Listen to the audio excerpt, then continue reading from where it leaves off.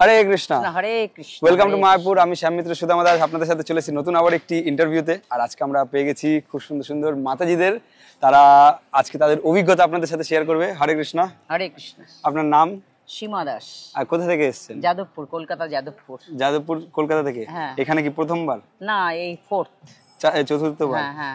আপনিও কি ওনার সাথে? যাদবপুর থেকে এসেছি। যাদবপুর থেকে। মৌরায়। হ্যাঁ। আর এটা আমার 3 বার, মানে এটা আপনার থার্ডবার। তৃতীয়বার। তো মায়াপুরে এসে কেমন আপনার অনুভূতি?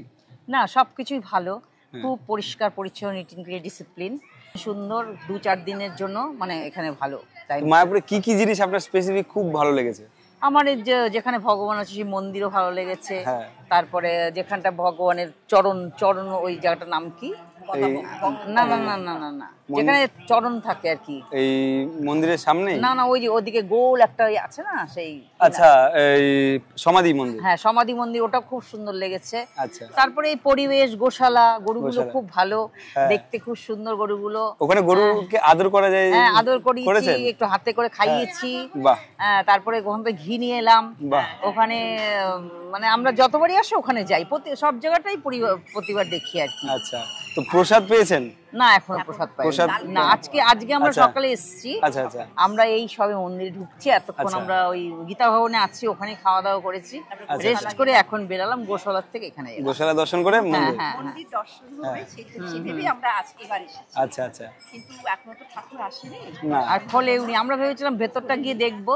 হ্যাঁ, ভিতরটা গেছিলেন? না না না, বলছে টিকিট করতে হবে, এই করতে হবে, সেই করতে। আমরা তো যার দর্শনে এসেছি, হ্যাঁ। তাকে আগে দর্শন করে নি, পরে ওটা চিন্তা করবো। বেশ বেশ, খুব ভালো। এই যে অনেক দর্শকরা আপনাদেরকে দেখে অনুপ্রাণিত হবে যে তারা মায়াপুরে আসে।